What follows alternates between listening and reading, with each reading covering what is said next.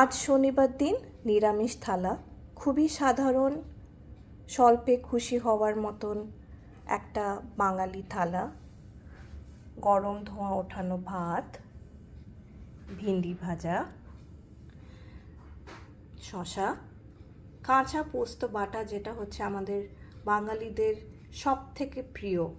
আর এখানে রইল হচ্ছে আলু ভাতে, যেটা আমি রসুন, একটু কাঁচা লঙ্কা, একটু শুকনো লঙ্কা, জিরে ফোড়ন দিয়ে ভেজেছি, বাস।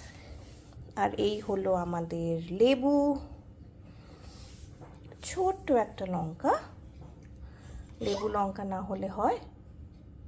এই হলো আমাদের সাধারণ শনিবারের নিরামিষ থালা।